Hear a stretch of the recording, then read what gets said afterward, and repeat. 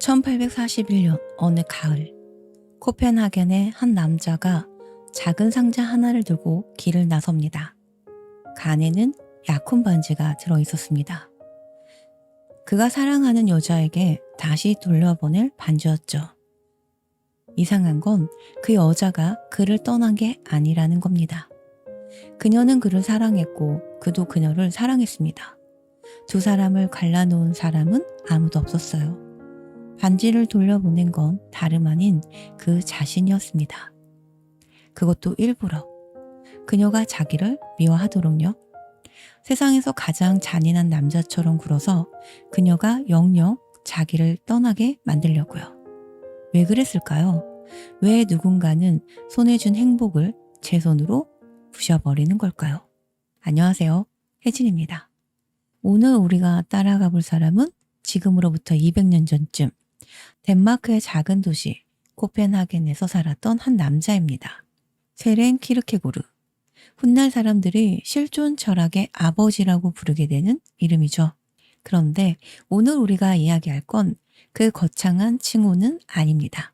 사랑을 스스로 버리고 자기 이름을 숨기고 끝내 온 세상과 혼자 맞섰던 한 외로운 사람의 이야기예요. 그 사람은 평생 단 하나의 질문을 안고 살았습니다. 사람은 어떻게 진짜 자신으로 설 수 있는가? 군중 속에서 묻혀버리지 않고 어떻게 단 한 사람으로 똑바로 설 수 있는가? 그리고 그 질문에 답하기 위해 그는 가장 사랑하는 것부터 내려놓게 됩니다. 하지만 그 이야기를 하려면 우리는 먼저 시간을 조금 더 거슬러 올라가야 합니다. 그가 태어나기도 전 한 소년이 황량한 들판에 서 있던 그날로요. 1813년 세렌이 태어난 집은 코펜하겐에서도 손꼽히게 부유한 집이었습니다. 넓은 집, 하인들, 부족할 게 없는 사람. 아버지는 양털과 옷감을 팔아 큰 돈을 모은 성공한 상인이었죠. 그런데 이 집에는 돈으로는 도무지 걷어낼 수 없는 무언가가 깔려 있었습니다. 어떤 무겁고 어두운 공기 같은 것. 그건 아버지에게 흘러나오고 있었어요. 세렌의 아버지 미카엘 키르케고르는 원래 부자가 아니었습니다. 덴마크 서쪽 유틀란트라는 거칠고 메마른 땅에서 태어난 가난한 집 아이였죠. 어린 미카엘은 양을 치는 목동이었습니다. 바람만 불던 그 황량한 벌판에서 추위와 배고픔에 떨며 양을 물던 소년. 그리고 어느 날 견디다 못한 그 소년이 언덕에 올라가 하늘을 향해 신을 저주했다고 합니다. 나를 이렇게 버려둔 신을 원망하고 욕했다는 거예요. 그게 그 소년의 인생을 평생 따라다니게 됩니다. 훗날 미카엘은 코펜하겐으로 와서 어마어마한 부자가 됩니다. 양털 장사로 큰 돈을 벌었고 좋은 집을 사고 남부러울 거 없는 사람이 되죠. 그런데 부자가 될수록 그의 마음은 더 어두워졌습니다. 왜냐하면 그는 믿었거든요. 이 모든 풍요가 사실은 신의 축복이 아니라고. 어린 날 언덕에서 신을 저주한 죄, 그 죄에 대한 무서운 벌이 언젠가 반드시 돌아올 거라고. 그리고 그 벌은 정말로 돌아온 것처럼 보였습니다. 미카엘에게는 7명의 아이가 있었습니다. 그런데 그 아이들이 하나둘 먼저 세상을 떠나기 시작합니다. 어린 나이에 차례차례로요. 세렌이 21살이 되던 무렵엔 7 중 5이 이미 땅에 묻혀 있었어요. 아내까지도요. 살아남은 건 세렌과 그의 형 페테르 단 둘뿐이었습니다. 아버지는 그 죽음들 앞에서 한 가지 무서운 확신에 사로잡힙니다. 이건 우연이 아니다. 신을 저주한 내 죄 때문에 내 아이들이 대신 죽어가는 것이다. 그러니 살아남은 두 아이도 결국 34을 넘기지 못하고 다 죽을 것이다. 예수가 세상을 떠난 그 나이를 넘지 못하고 내 모든 자식이 내 눈앞에서 사라질 것이다. 상상해 보세요. 이런 확신을 가진 아버지 밑에서 자란다는 게 어떤 일인지를요. 세렌은 어릴 때부터 영리했지만 또래 아이들처럼 마냥 박지는 못했습니다. 몸도 약했고 등도 조금 굽어 있었죠. 무엇보다 그 집 전체에 흐르던 아버지의 그 무거운 종교적 죄책감이 어린 세렌의 마음속에 그대로 스며들고 있었습니다. 그는 훗날 이렇게 말합니다. 나는 어린 시절을 가져본 적이 없다고. 아이답게 뛰어놀아 본 적이 없다고요. 그렇게 자란 세렌이 청년이 되었을 무렵 그의 삶을 송두리째 뒤흔드는 일이 하나 일어납니다. 정확히 무엇을 알게 됐는지는 지금도 분명하지 않습니다. 아버지가 어릴 적 신을 저주했던 그 일을 비로소 알게 된 거라고 하기도 하고 혹은 자기 출생에 얽힌 어떤 비밀을 알게 된 거라고 하기도 하죠. 분명한 건 그날 세렌의 마음속에서 무언가가 와르르 무너졌다는 겁니다. 그는 그 순간을 이렇게 불렀습니다. 거대한 지진. 그토록 우러러보던 아버지가 사실은 죄와 두려움에 짓눌린 한 인간이었다는 것. 이 집의 풍요 아래 깔려있던 어둠의 정체. 그 모든 게 한순간에 청년 세렌의 발밑을 갈라놓았습니다. 신을 향한 믿음도 아버지를 향한 사랑도 흔들렸어요. 그는 한동안 술과 방황 속에서 길을 잃은 사람처럼 지냅니다. 인간은 왜 불안한가? 사람은 왜 죄책감을 안고 사는가? 그리고 그 모든 무게를 짊어진 채 한 사람은 어떻게 홀로 신 앞에 설 수 있는가? 이 질문들은 책에서 배운 게 아니었습니다. 그가 태어난 그 어두운 집에서 살갗으로 먼저 배운 것이었죠. 아버지의 그림자, 그게 세렌 키르케고르라는 사람의 가장 첫 번째 출발점이었습니다. 세렌이 그녀를 처음 본 건 어느 집의 모임에서였습니다. 레기네 올센, 밝고 생기 넘치고 웃음이 환한 소녀였죠. 그 무거운 집에서 자란 세렌에게 레기네는 마치 다른 세계에서 온 사람 같았습니다. 그늘 속에서 평생을 살아온 사람이 처음으로 햇빛을 본 거예요. 세렌은 그녀에게 끌렸습니다. 어둡고 복잡하고 생각이 너무 많던 그 청년이 레기네 앞에서는 조금 다른 사람이 되었어요. 농담을 하고 편지를 쓰고 그녀를 웃게 만들고 싶어 했죠. 그리고 몇 해가 지난 1840년 세렌은 마침내 용기를 냅니다. 그녀에게 청혼을 한 거예요. 레기네는 받아들였습니다. 두 사람은 약혼을 했고 주위 사람들을 축하했습니다. 가난한 그늘에서 자란 한 남자가 드디어 행복을 손에 쥔 것처럼 보였어요. 그런데 말이죠. 바로 그 순간부터 세렌의 마음속에서 이상한 일이 벌어지기 시작합니다. 가장 바랬던 것을 손에 넣은 그날부터 그는 점점 더 불안해졌어요. 왜였을까요? 그를 따라다니던 그 오래된 어둠 때문이었을지도 모릅니다. 아버지에게 물려받은 그 무거운 죄책감, 자기 안에 있는 그 깊은 그늘을 너무 잘 알고 있었습니다. 그는 생각했어요. 이 어둠을 과연 저 밝은 사람에게 옮겨도 되는 걸까? 레기네는 햇빛 같은 사람인데 나와 함께 살면 저 빛이 꺼져버리지 않을까? 게다가 세렌에게는 말로 다 설명할 수 없는 또 다른 확신이 있었습니다. 자기는 평범하게 살 수 있는 사람이 아니라는 것. 결혼을 하고 가정을 꾸리고 따뜻한 일상을 누리는 그런 삶이 자신에게는 허락되지 않았다는 이상한 예감이요. 자기는 어떤 다른 일을 위해 태어났고 그 일은 오직 혼자여야만 할 수 있는 일이라는 느낌. 그게 무슨 일인지 그때의 세렌도 아직 또렷이 알지는 못했습니다. 다만 그는 느꼈어요. 레기네를 진심으로 사랑하지만 바로 그렇기 때문에 그녀와 함께 할 수 없다는 것을요. 이 마음이 이해가 되시나요? 사랑하기 때문에 떠난다는 말. 참 흔하게 들리는 말이지만 정말로 그걸 실행에 옮기는 사람은 거의 없죠. 그런데 세렌은 그걸 정말로 해버립니다. 약혼한 지 1년쯤 지났을 무렵 그는 결심을 굳힙니다. 이 약혼을 끝내야 한다고. 문제는 방법이었어요. 세렌은 알고 있었습니다. 그냥 헤어지자, 미안하다 하고 끝내면 레기네가 자기를 기다릴 거라는 걸. 착하고 다정한 그녀가 떠난 자기를 그리워하며 평생 마음 아파할 거라는 걸요. 그래서 그는 정반대의 길을 택합니다. 그녀가 자기를 미워하게 만들기로 한 거예요. 나쁜 남자가 되기로요. 세레는 일부러 차갑게 굴고 냉정한 사람인 척하고 마치 그녀를 가지고 논 파렴치한 남자처럼 행동을 합니다. 모든 잘못과 비난을 자기 혼자 뒤집어 쓰기로 한 거죠. 그리고 그 가을 그는 약혼 반지를 돌려보냅니다. 레기네는 무너졌습니다. 울며 매달렸고 떠나지 말라고 애원했어요. 그녀의 아버지까지 찾아와 사정했다고 합니다. 제발 우리 딸을 버리지 말아달라고요. 그 순간 세련의 마음이 어땠을지 우리는 다 알 수 없습니다. 어쩌면 그 자신이 세상에서 가장 무너지고 있었을지도 모르죠. 사랑하는 사람에게 미움받기를 일부러 택하는 일은 그건 상대를 아프게 하는 동시에 자기 자신을 가장 깊이 베는 일이었을 테니까요. 하지만 그는 끝내 돌아서지 않습니다.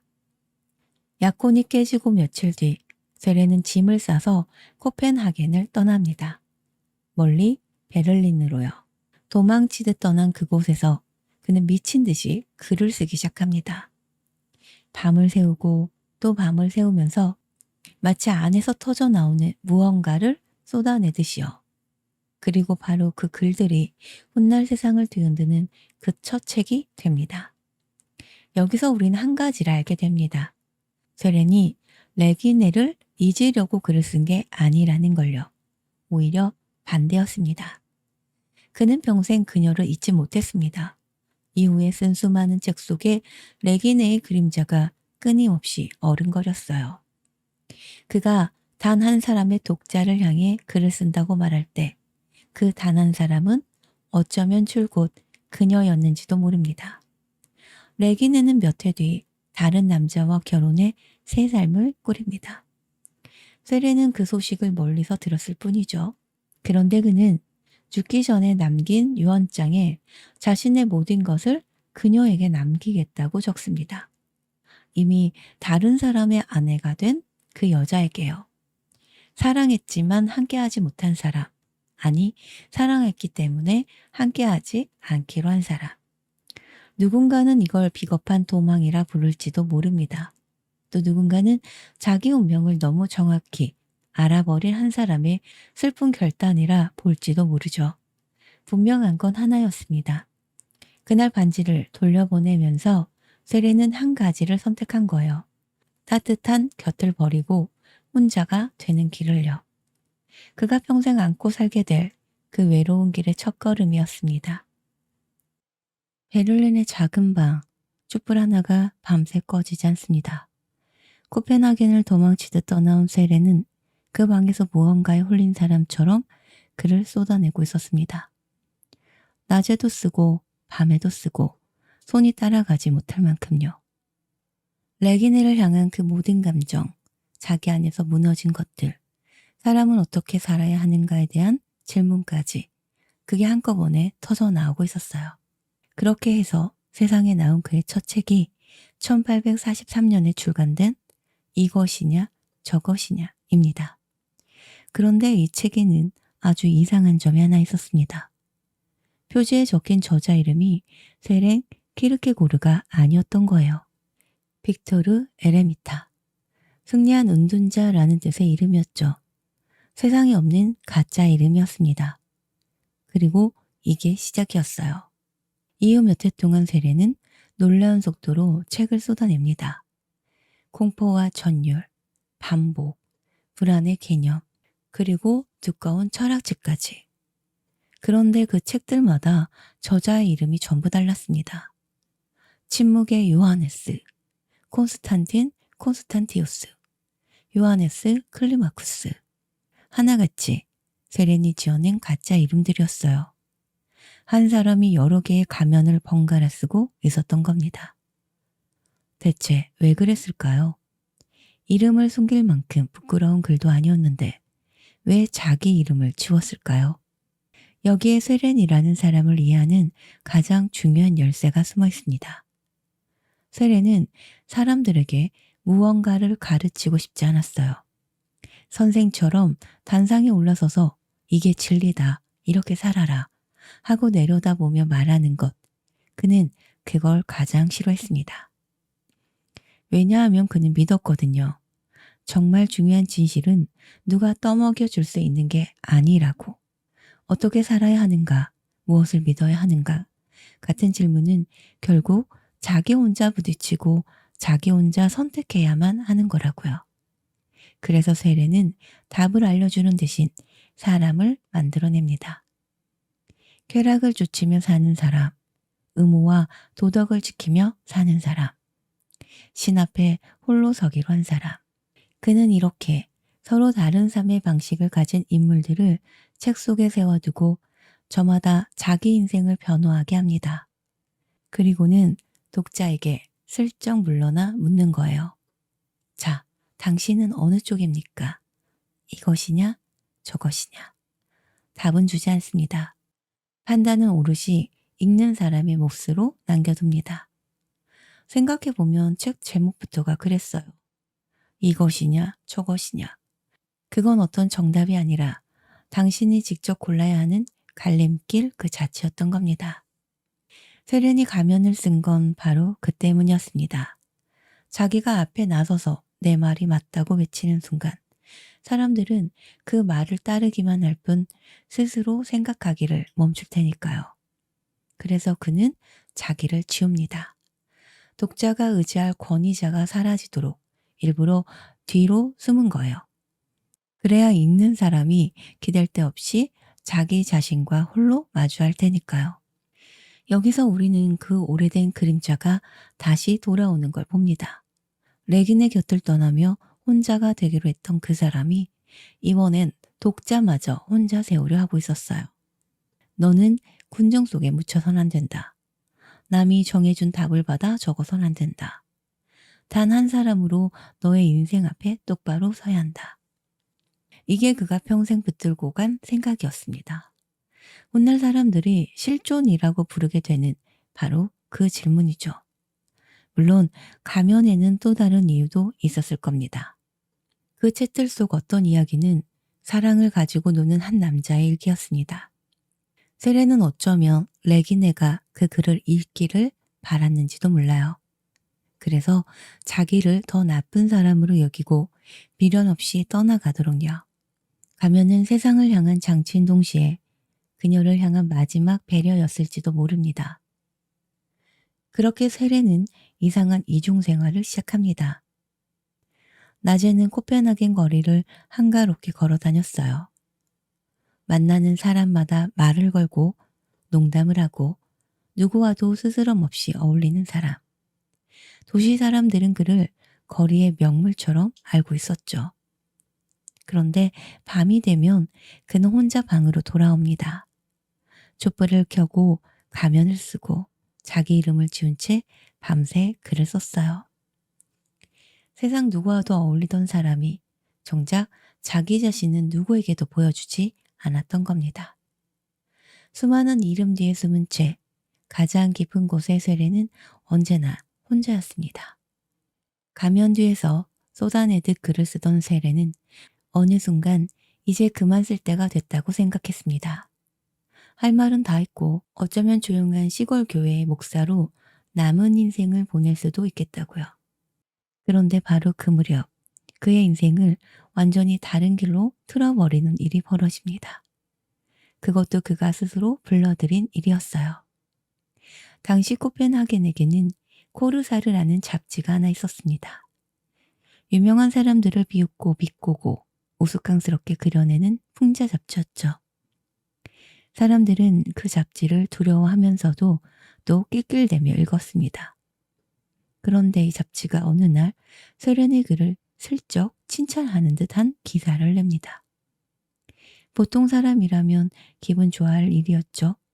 하지만 세련은 정반대로 반응합니다.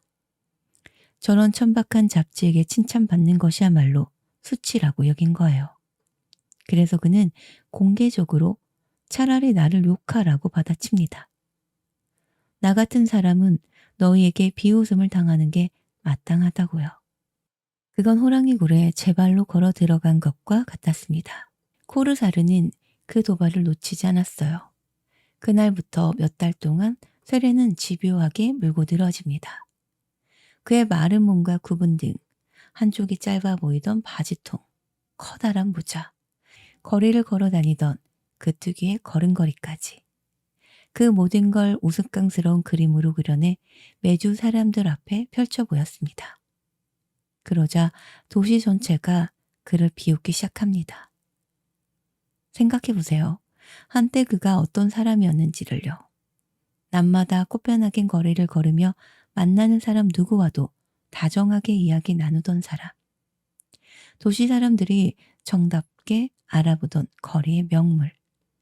그런데 이제 그 똑같은 거리에서 아이들이 그를 손가락질하며 쇠렌이라고 놀려대고 사람들이 그를 보며 키득거리게 된 겁니다.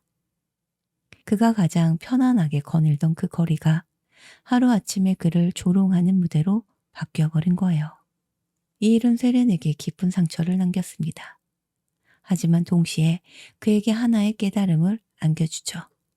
그는 거기서 군중의 정체를 똑똑히 봅니다. 얼굴 없는 다수, 누구도 책임지지 않고 다 같이 웃고 다 같이 손가락질하는 무리.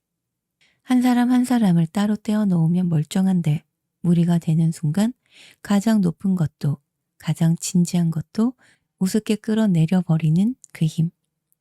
세례는 생각합니다. 군중은 진리가 아니라고.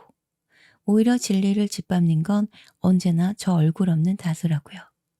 진짜 중요한 것 앞에 설 수 있는 건 군중이 아니라 오직 혼자 책임지고 선택하는 단 한 사람뿐이라는 것.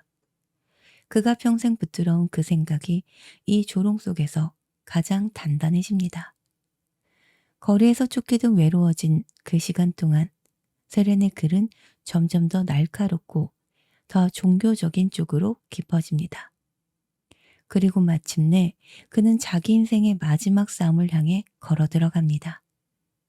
이번 상대는 잡지하나가 아니었어요. 나라 전체의 교회였습니다. 세렌이 살던 덴마크에서는 덴마크 사람으로 태어나면 누구나 자동으로 기독교인이었습니다. 교회는 나라 일부였고 목사는 안정된 봉급을 받는 떳떳한 직업이었죠. 사람들은 일요일마다 교회에 가서 예배를 드리고 편안한 마음으로 집에 돌아왔습니다. 대부분은 그게 당연하다고 여겼어요. 그런데 세례는 바로 거기서 견딜 수 없는 거짓을 봅니다. 그가 보기에 진짜 기독교는 그렇게 편안한 게 아니었어요. 가진 것을 버리고 세상의 비웃음을 견디고 고난을 끌어안는 것, 혼자 신 앞에 벌거벗고 서서 온몸으로 부딪히는 것, 그게 신약 성서가 말하는 믿음이라고 그는 믿었습니다. 그런데 눈앞의 교회는 그 모든 어려운 것을 다 빼버린 채 태어나면 그냥 기독교인이라는 편한 옷만 입고 있었던 거예요. 그는 그걸 신을 향한 가장 큰 배신이라 봤습니다. 오랫동안 그는 이 말을 속으로만 삼키고 있었습니다. 덴마크 교회를 이끌던 늙은 주교를 한편으론 존경했기 때문이죠. 그런데 1854년 그 주교가 세상을 떠납니다. 그리고 장례식에서 그를 이어 주교가 될 사람이 이렇게 주도합니다. 떠난 그분은 진리의 증인이었다고요. 그 한마디가 세렌의 마음속 마지막 빗장을 풀어버립니다. 진리의 증인이라니 평생 권력과 명예와 안락 속에 살았던 사람을 어떻게 진리의 증인이라 부른단 말인가. 진리의 증인은 진리를 위해 고난받고 피 흘린 사람에게나 붙일 수 있는 이름인데 그날부터 세례는 펜을 칼처럼 빼듭니다. 이번엔 가면을 쓰지 않았어요. 숨었던 그 모든 이름을 벗어던지고 자기 이름 그대로 나섭니다. 신문에 글을 싣고 직접 작은 책자를 찍어내며 나라 전체의 교회를 정면으로 들이받기 시작합니다. 교회는 기독교를 팔아먹고 있다. 목사들은 신앙으로 먹고 사는 관리일 뿐이다. 그러니 차라리 저 거짓된 예배에 발을 끊으라. 한 사람이 온 나라의 교회를 향해 던진 선전포고였습니다. 당연히 세상 거의 전부가 그의 반대편에 섰습니다. 교회도, 권력도, 여론도. 하지만 세례는 물러서지 않았어요. 자기 돈을 털어 책자를 찍어내며 가진 것을 마지막 한 방울까지 이 싸움에 쏟아부었습니다. 거리에서 조롱당하던 단 한 사람이 이제 나라 전체를 상대로 혼자 서 있었습니다. 그리고 그 싸움이 가장 뜨겁게 타오르던 순간 그의 몸은 이미 마지막을 향해 무너지고 있었습니다. 1855년 가을, 교회를 향한 그의 마지막 책자가 막 세상에 뿌려지고 있을 무렵이었습니다. 세례는 그 싸움에 자기 안에 남은 모든 것을 쏟아붓고 있었어요. 물려받은 재산도, 기운도, 건강까지도요. 신기하게도 그의 돈은 이 싸움이 끝나갈 무렵 딱 바닥을 보이고 있었습니다. 마치 자기 생이 거기까지인 걸 그 자신이 알고 있었던 것처럼요. 그리고 어느 날 코펜하겐의 거리에서 세례는 그대로 쓰러집니다. 다리에 힘이 풀려 더는 일어서지 못했어요. 사람들이 그를 병원으로 옮깁니다. 한평생 거리를 걸어 다니던 그 사람이 두 다리로 다시는 그 거리를 밟지 못하게 된 거죠. 병의 정확한 이름이 무엇이었는지는 지금도 분명하진 않습니다. 다만 그의 몸은 이제 천천히 꺼져가고 있었어요. 병상에 누운 한 달 남짓한 시간 동안 세례는 이상하리만치 평온했다고 합니다. 어릴 적부터 둘도 없던 벗, 에밀이 그를 찾아옵니다. 목사가 된 친구였죠. 두 사람은 오래 이야기를 나눴어요. 세례는 말합니다. 자기 인생은 남들이 알지 못하는 깊은 고통이었지만 이제 그 짐을 내려놓게 되어 기쁘다고. 해야 할 일을 다 했다고요. 원망도 두려움도 없었습니다. 오히려 어딘가 후련해 보이기까지 했죠. 그런데 친구가 마지막으로 한 가지를 권합니다. 교회에 성찬을 받으라고요. 세상을 떠나기 전 신과 화해하는 그 의식을 치르라고. 평생 신을 향해 그토록 치열했던 사람이니 당연히 받아들일 거라고 생각했을지도 모릅니다. 그런데 세례는 조용히 고개를 젓습니다. 하지만 목사에게서는 받지 않겠다. 나라에서 봉급받는 그 사람들에게서는 받지 않겠다. 평신도라면 받겠지만 교회의 관리에게서는 받지 않겠다라는 거였어요. 죽음을 코앞에 둔 순간이었습니다. 한마디만 양보하면 모두가 안심하고 편안하게 눈을 감을 수 있었어요. 하지만 그는 끝내 양보하지 않았습니다. 평생을 걸어 외쳐온 그 말을 마지막 숨 앞에서도 뒤집지 않은 거예요. 그는 결국 교회의 성찬을 받지 않은 채로 떠납니다. 신 앞에 끝까지 혼자 서서요. 1855년 11월 11일 세렌 키르케고르는 42살의 나이로 눈을 감습니다. 문득 아주 오래된 한 가지가 떠오릅니다. 모든 자식이 34을 넘기지 못하고 죽으리라던 아버지의 그 무서운 확신. 세렌은 그 나이를 넘겼고 형제들 중 가장 마지막까지 남았다가 그렇게 떠났습니다. 평생 일찍 죽을 거라 믿으며 살았던 사람이 결국 그 어둠보다 조금 더 오래 걸었던 거죠. 그의 장례식은 묘하게도 그가 그토록 싸웠던 바로 그 교회의 이름으로 치러집니다. 무덤가에서 한 젊은 친척이 이건 옳지 않다며 목소리를 높였다고 해요. 당신이 평생 맞섰던 그 교회가 어떻게 당신을 묻을 수 있느냐고요. 마지막 가는 길까지 그는 조용하지 못했습니다. 그렇게 그는 코펜하겐의 한 묘지 가족들 곁에 묻힙니다. 그가 그토록 사랑했던 레기네는 그때 남편을 따라 먼 곳에 가 있었습니다. 세레는 유언장에 자기 것을 전부 그녀에게 남기겠다고 적어두었죠. 이미 다른 사람의 아내가 된 그 여자에게요. 레기네는 그보다 수십 년을 더 살았습니다. 그리고 노인이 되어서도 그를 따뜻하게 기억했다고 합니다. 한때 그녀를 가장 아프게 했던 그 남자를 끝내 미워하지 않았던 거예요. 세렌이 세상을 떠났을 때 사람들은 그를 그저 교회와 싸우다 미움받은 괴팍하고 외로운 사람쯤으로 기억했습니다. 거리에서 조롱당하고 모두를 적으로 돌린 채 떠난 남자.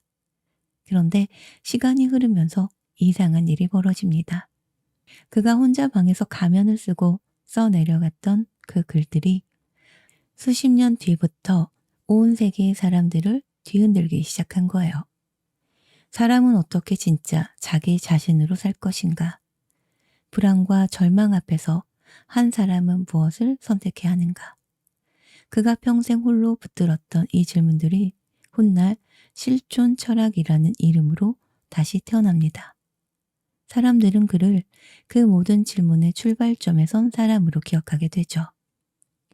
생각해보면 참 묘한 일입니다. 그는 늘 단 한 사람의 독자를 향해 글을 쓴다고 말했어요.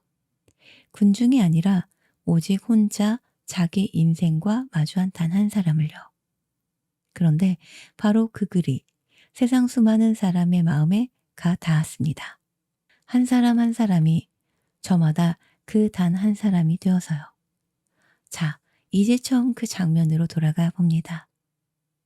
손에 준 행복을 제 손으로 부수던 그 남자. 사랑하는 사람에게 반지를 돌려보냈던 그 가을의 쇠렌을요. 이제는 조금 다르게 보이지 않나요? 그는 반지를 돌려보냈고 자기 이름을 돌려보냈고 마지막엔 교회가 내미는 손길마저 돌려보냈습니다. 세상이 건네는 편안한 것들을 하나씩 하나씩 내려놓으면서요. 그렇게 평생 혼자 서는 길만을 골라 걸었습니다. 누군가는 그걸 행복을 스스로 걷어찬 한 사람의 슬픈 고집이라고 볼지도 모릅니다. 또 누군가는 그 누구보다 정직하게 끝까지 자기 자신으로 살아낸 한 사람의 용기라 볼지도 모르죠. 분명한 건 하나였습니다. 그는 끝까지 군중 속에 숨지 않았다는 것. 단 한 사람으로 자기 인생 앞에 똑바로 서서 떠났다는 것. 그리고 어쩌면 그가 평생 찾던 단 한 사람은 지금 이 밤 이 이야기를 혼자 듣고 있는 바로 당신인지도 모릅니다. 오늘 이 이야기가 마음 어딘가에 조용히 남았다면 다음 이야기에서 또 만나면 좋겠습니다. 지금까지 혜진이었습니다. 편안한 밤 되세요. 잘 자요.